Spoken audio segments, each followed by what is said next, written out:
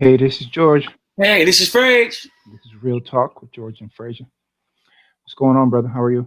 Not much, man. How's it going, brother? It's going good. I'm back in the office now, so I definitely feel good. I see you in the office. We had a good show yesterday with Cortland on, but we have a better show today, believe it or not, with relationship expert Roman. I'm not even going to butcher his last name. We're just going to bring him into the show. How Roman, how you doing? Hey guys, you hey, doing, thank you brother? for having me. I'm great. Happy to see you. Absolutely. Good. Roman, tell the fans and listeners your full name, last name, and your bio. Yeah, I am first of all, I am a human being. Okay. And my name is Roman and the last name is Mironov. Mironov. Yeah, Okay. yeah, pretty simple. And I am a life coach and I specialize on relationships. I work from Toronto, Canada, do most of my sessions online. And my general goal is to help people build a happier lifestyle. Nice. Nice. So, with the challenge of COVID-19, how has that been working with you when you're saying building a happier lifestyle? You noticed, and the reason why I asked that question is because we're starting to see divorce rates go up, I guess, because, you had an outlet by going to work, but now that you're working from home, you're seeing each other, constantly. How has that worked in your business? Have you seen huge increases, or has it been more a little bit more amicable? You see, in my business, I don't think I've noticed any trend, you Nice. know, as it applies to my clients. But I generally see that people are getting more anxious. Like some of my clients, they feel fear about, like, about COVID, and they say they prefer to stay at home. And in theory, I do believe that, like with my particular clients, this creates additional tension. And also for couples, I do believe that staying at home, yes, this makes things more difficult. All right, nice. So, Nice. what type of clients do you have mainly? Mainly, these are clients who want to find love or who want to save their relationship. Nice. Nice. So you say it's save relationship. Like, what are some of like the difficulties that you see with your clients that they bring to you dealing with relationship? Is it jealousy? Is it more like the person just see each other more and now they see the reality of the situation that it wasn't so perfect that they thought it was? Or Yeah, that's a good question. So jealousy is definitely out there. This is something that I do help with my clients with. And another big thing is that oftentimes one of the partners comes to me and says that um, their partner is becoming distant and they want to stop that. They want to prevent them from leaving the relationship or leaving the marriage. That's something that I do. oh, okay, so you said so. How would you like approach that person who come to you with that situation and says, I'm kind of going away from my partner. We're kind of going apart. But how do I get that fling back into a relationship where I can get that feeling back at the first time we first met? How you help the client with that? I think those people that they don't come to me mostly Okay. because it's the other partner who comes. The partner who wants to save the relationship is the one who feels that their partner is getting distant. All right. Yeah. Well, look, I've been married over 20 years, and I know that the biggest issue in any marriage besides finances is communication. And if you're not communicating, when you're head of a household, as um, you have a lot of stress on you. Everything from paying mortgages to just making sure that the house is taken care of financially. That's the number one thing really that women want is security, some form of security. And being a head of a household, it's really difficult because, like in my case, I I'm not a talker. I internalize a lot of things. So if there's Okay. something that needs to be fixed, I go ahead and fix it. There's no sense in me saying, "Oh well, we're short this month on this particular bill, or this is not going to get paid." No, I'm going to go ahead and fix it. Why? Because my counterpart, my wife, is a worrier. Okay. So if I say, like, for instance, I'm $500 short, she'll feel like she needs to take it upon herself to go work extra hours to make up that $500. And that's not what I'm telling her. I'm just telling her that we're $500 short. But by the time we get to the end of the month or that bill has to be paid, I will find the $500 to make sure that we meet our obligations. So I'm saying all that to say that after 20 years of marriage, the number one thing is communication. And I feel like a lot of people um, will only communicate on the high and the buy. I see you in the morning when you're going to work, and I see you when you get home. We never really have time to debrief. So life itself can really create those types of separations. So and then dealing with COVID and dealing with infection rates and people who have it and working from home can definitely compound the situation. Absolutely, George. What you said that makes so much sense. Yes, communication is what I call like the lifeblood of any relationship. If it stops, then the relationship basically stops. And the problem with us people is that it's as soon as we stop communicating once, like we develop a resentment and then we decide to give our partner the silent treatment, then it's it's it becomes more difficult to like restart communication. And every time we actually do this, so it's like we're developing this habit of not talking to each other. And with this habit developed, it's so hard to stop it, so hard to break that habit. So what are So, some tips you give your clients to break those habits? well, the first one is to is to actually have deep conversations every day. So start talking to each other and develop a better habit, a habit of sitting down for, let's say, 30 minutes, opening each other up, listening very, very attentively, doing what I call extreme listening, and then talking about things that go beyond just, basic daily items. That's one thing. The other thing is taking a walk. Taking a walk together also helps. Another one is going on at least on one date every week. And ideally, that date should be without any obligations in terms of going back home. Let's say you have kids and you're supposed to come back home at 9 p.m. No, this is not going to work. You need to free yourself from that responsibility and like be able to go all in and, let's say, party together until 4 a.m. And this is good. So when you have a date without any kind of responsibility, this is great. So yeah, these are some of the tips. Yeah, but that's in a perfect world. How do you do that in Okay, so let's circle back. How do you do that in a COVID environment? Let's say where one spouse has lost a job. Okay, there's kids that you have to take care of. There's virtual schooling. I have kids, and it seems like when my wife gets home, everybody's fighting for attention. You know what I mean? How do Yes. you deconstruct all of those and also um, um, take the time to pay attention to each other? Now, I can tell you what I've done in my marriage and my relationship, but you're the expert. I want to hear what works for you because what may work for me may not work for somebody else.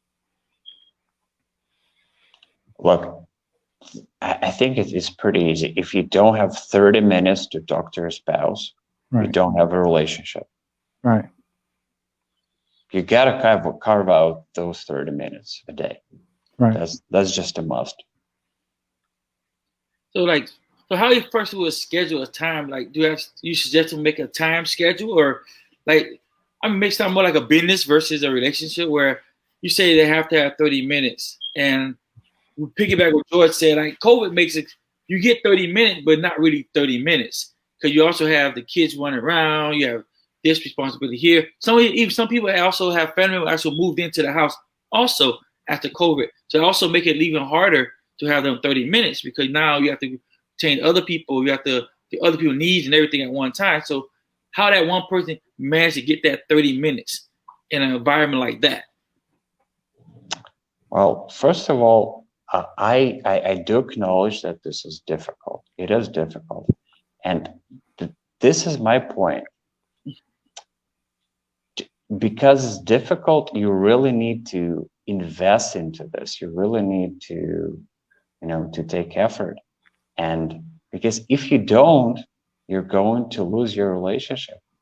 That's what we talked about. If you don't communicate, then your relationship will get on the rocks sooner or later.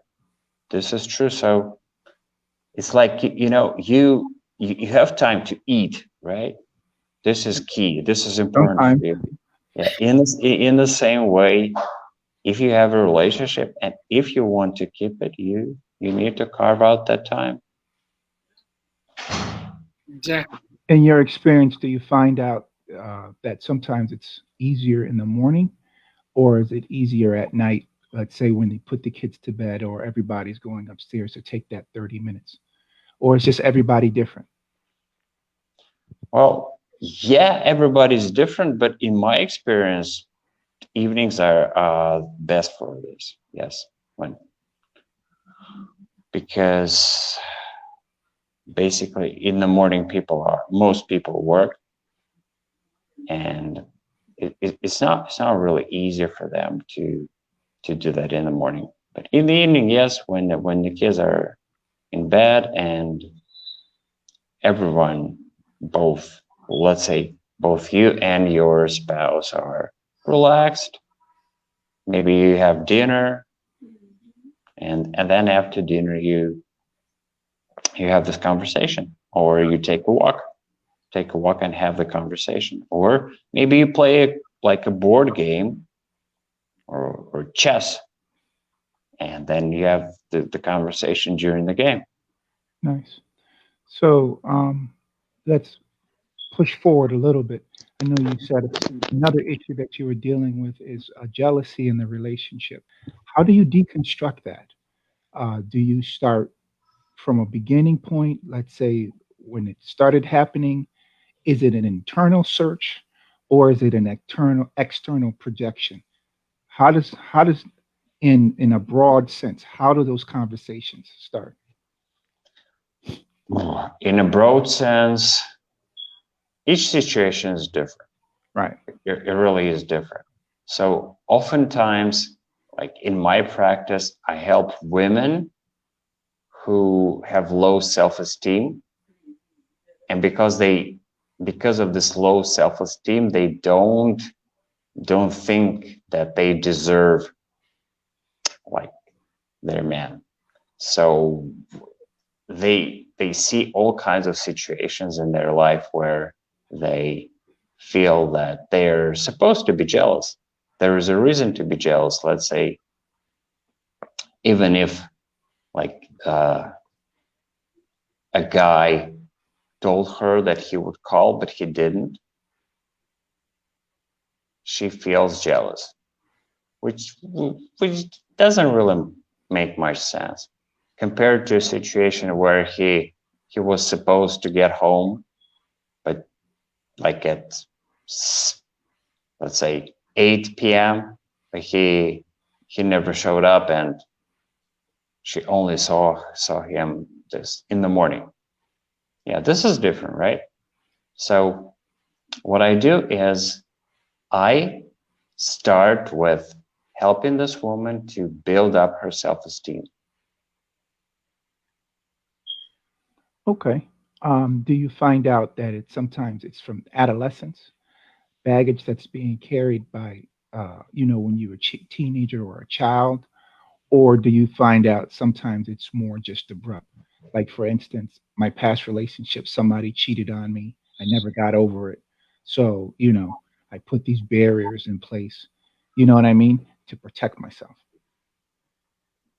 Yes, absolutely. I would say in my practice, it's 50-50 because right now I'm working with a girl. She's 20 and she has a huge self-esteem issue that turns out to be like leads to even like paranoidal thoughts. Oh wow. Yeah. So yeah, and again, so for her, it's not jealousy, but it's more like yeah, it's definitely a self-esteem issue, and she she's not exactly jealous, but she thinks about how other people think about her too much, and she is afraid to express her opinion openly. So she's having a hard time with that. And yes, and older women, let's say in their 30s or 40s, they oftentimes come to me after someone already cheated on them in the past, and they now generally don't trust men. So I help them both with self-esteem and building trust, finding that trust, believing in themselves, and believing that they actually deserve a good man.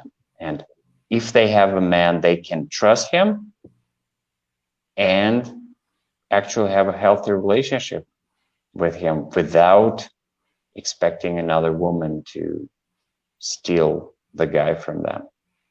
What does that exercise building look like, with you and your clients? Does it start with open book communication? Like, for instance, sharing cell phone passwords and email passwords? Does it start with a heart to heart of, I was cheated on in my last relationship. That's why I have these bumpers and these red flags, and that's how I react. How do you construct it from the bottom up? Well, my first the first thing I do is actually to work with the woman in helping her build self-esteem. Right. Because when we do that, these the, these problems, they seem to go away automatically, because she doesn't feel that she needs to be jealous anymore. She doesn't need like to have access to the guy's email, because she feels good about herself.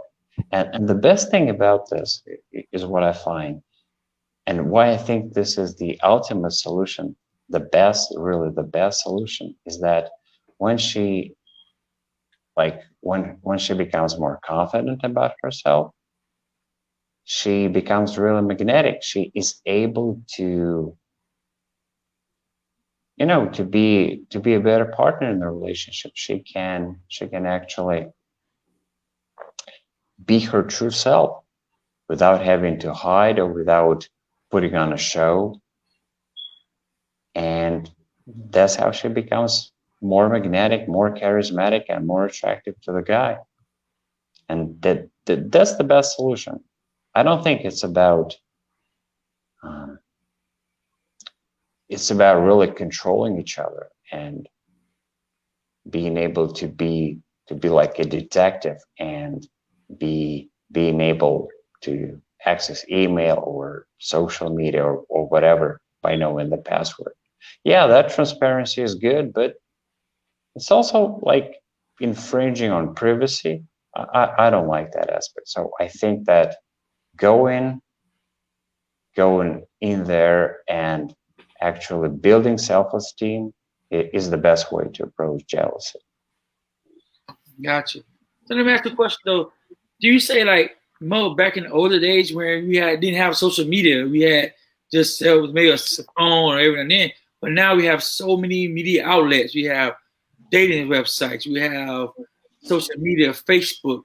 Do you think that play a lot of part and this shade into some of the jealousy or some insecurity that women may have or men may have on their counterparts because of the social media, or say a person like a person in social media pay have to be the opposite sex, and a person may know that person or like similar like that to cause infraction to in the relationship.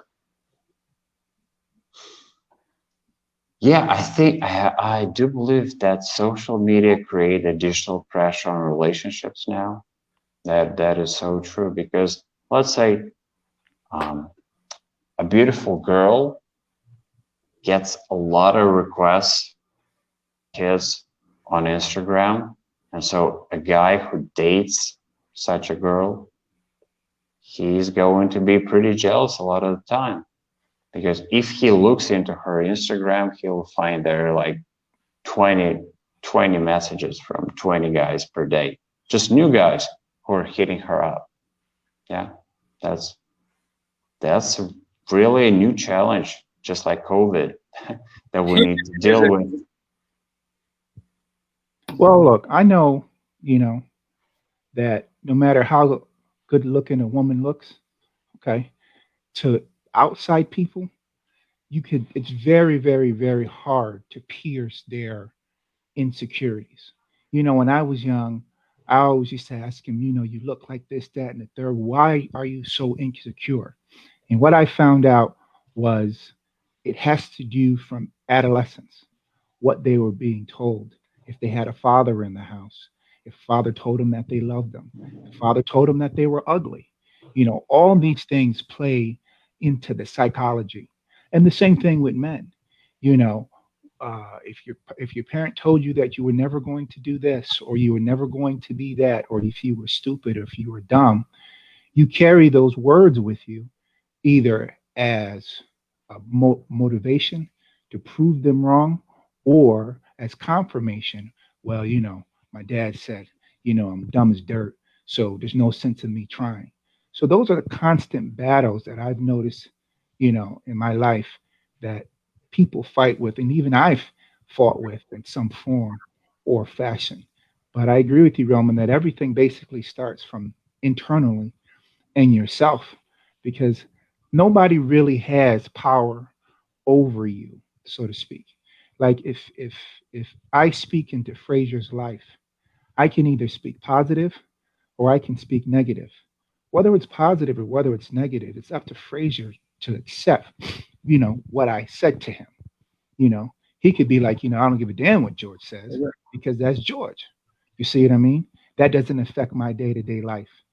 Do do a lot of your clients come to that conclusion, or is it like pulling teeth? Yeah, first of all, a very, very good point. I think yeah, that's what I actually do my best to help my clients with. I show them that basically everything that we do and everything that we say, both internally and to other people, has a lot of influence. And we think that those words that we say to other people, they don't mean much, but they actually often do. And that's why it's so key to be inspired to say things that are uplifting and that support people, especially with kids, because even like a small bit of encouragement, like a few kind words, they can go a long way. They can go a Right. long way. And it is, again, especially for children, because children are so receptive to the things that they hear from key adults in their life. And something that you say to a kid, you think that that's nothing, maybe it's just a quick sentence, but that thing might get stuck with him for years, and it might really define him. Right. Exactly. Absolutely. That's true. That is so true.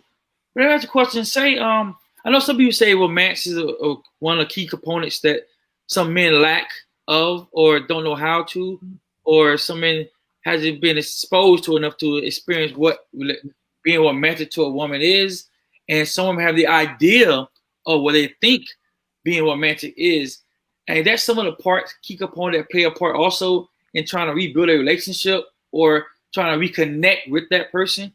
Is that one way you do it? They say date night, stuff similar to that, or like I say, candlelight dinner, like walks on the beach. Is those some of the things that also can help reestablish, or I'd say try to redefine yourself again and we fall in love again with that same person? Okay, so your question is whether it's possible to fall in love again with the same person? With the same person, but doing say revamping yourself, as in being a little more romantic towards her, being more, say, attentive of her, like paying more attention to her, or should it be more like trying to actually redate her again? Basically, redate her again. Okay, I want to make sure that I'm answering the right question. Um, So the question was really how do you rejuvenate the spark? Do you start by redating him again? Like I said, I've been married over 20 years. So date nights are far and in between just because life priorities happen. We do try to make time for each other, but that element of always constantly trying to fall back in love with your partner, um, the challenges of trying to do that on a day-to-day basis. What are you suggesting? Smaller bites, so date night once a month or twice a week if you can afford it, or are you just all in? Once a week we're dating, leaving the kids home with a babysitter or a family member, that kind of thing. Would that be dependent on your circumstances?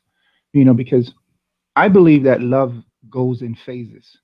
You're not always going to be the way you were in love when you got married, but love also grows. Like when my kids were born, I love my wife more because she gave me my kids. You see what I mean? And the mother that she became, it drew me to her more because of the type of mother that she was to our children. You see what I mean? So the level of love just didn't stay here. It just kept going and going and going and pushing up and seeing things. And that's really what drew me to her closer. Now that's my experience. That may be different for other people. okay, first of all, let me acknowledge you for actually loving your wife more after she gave birth to your kids, because in oftentimes this is not the case, because after giving birth, mother starts like taking attention away from the husband and putting the attention on the kids, and the husband actually feels jealous. He feels abandoned. So this did not happen for you. So, and i'm very happy I'm very happy about that. Thank you. And Yeah, I mean, not to cut you off, save your thought. But for me, I felt an overwhelming responsibility. Not only my husband, I'm a father.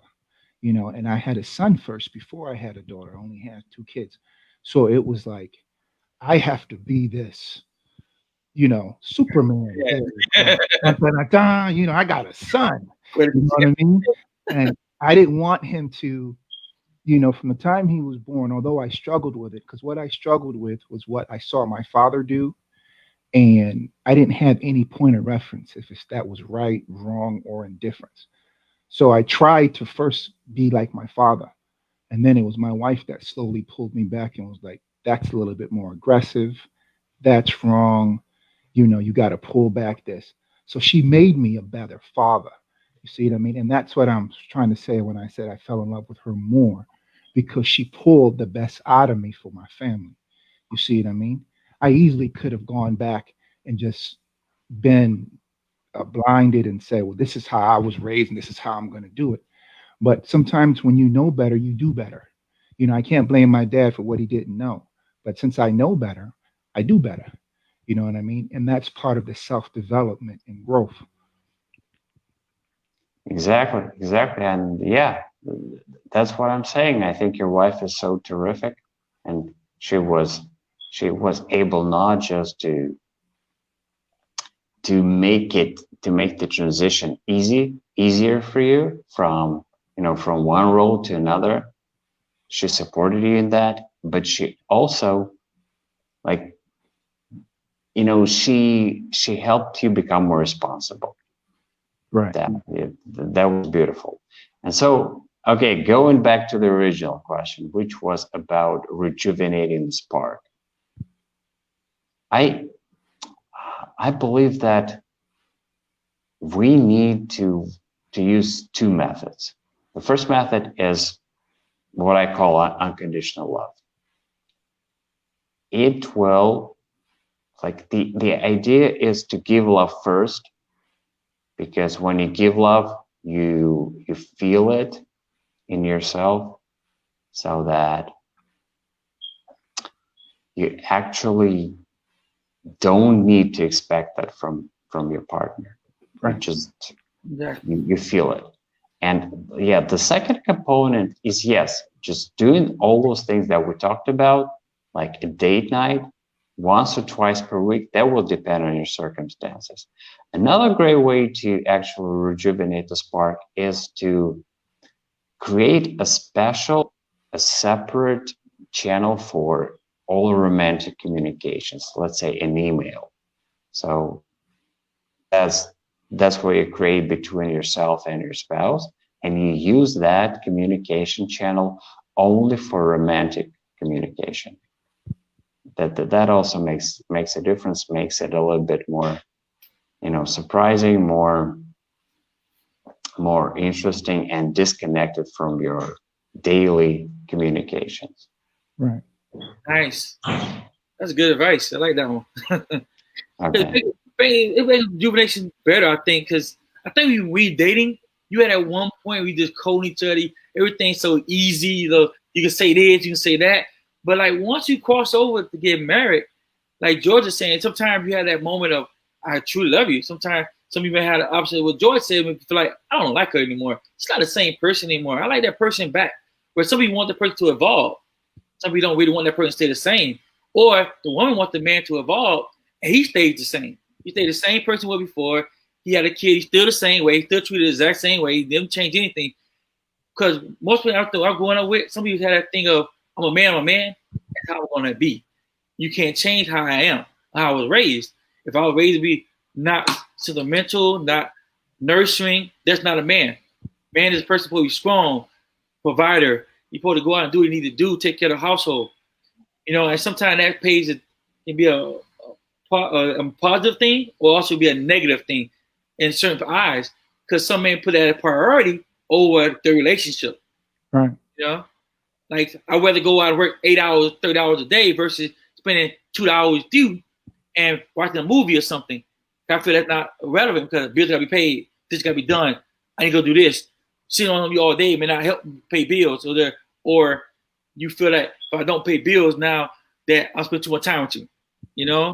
I mean, how do you find time to be able to be the man you want to be, and also the man she wants you to be? Like, Right. how that differential to you, and how you help client solve that problem and help them combine that one person into one person. Those two people into one person. Two people into one person. Right. Right. Look, I don't see there is any problem here. I think that the first thing is, of course, you want to be yourself. Yes, you want to express who you truly are. Because again, when you do this, you are magnetic, you're charismatic, you're attractive, you have a great vibe to you, you feel great about it. But because you are in a relationship, it's an interdependent relationship. It's all about synergy. It's all about coming together and becoming better people and being able to serve each other's needs better. So if your wife wants or your husband wants to,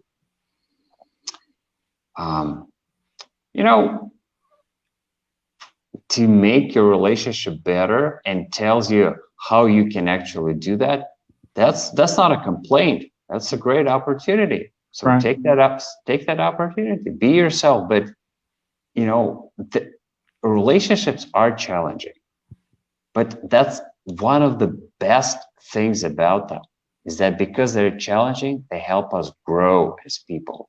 Actually, it's like when you enter a relationship as a man, you are oftentimes immature.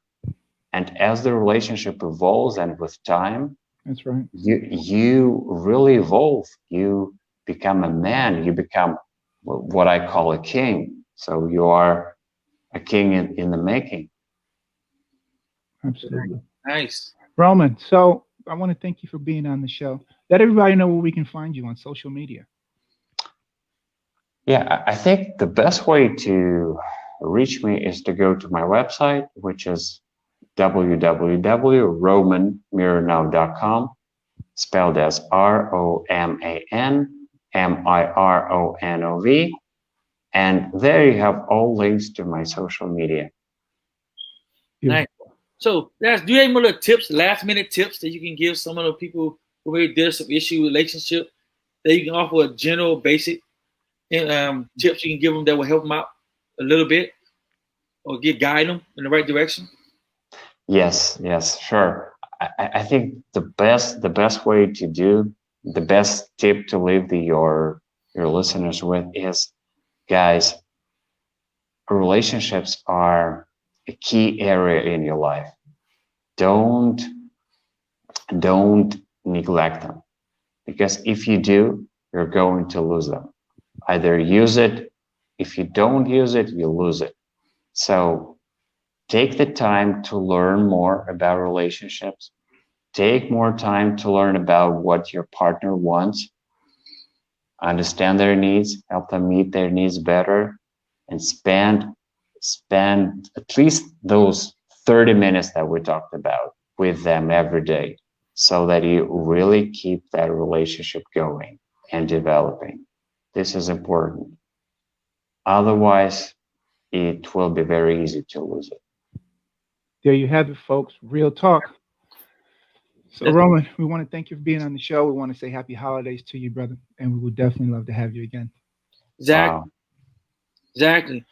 You should write a book. You got any books written out? You should write a lot of good books. I think a lot of people write.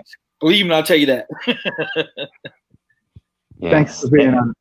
Thanks for being Thank you on the so show. much. We Yes, definitely thank you so much for having me, guys. It's That a absolutely was pleasure, awesome. sir. It's a pleasure, brother.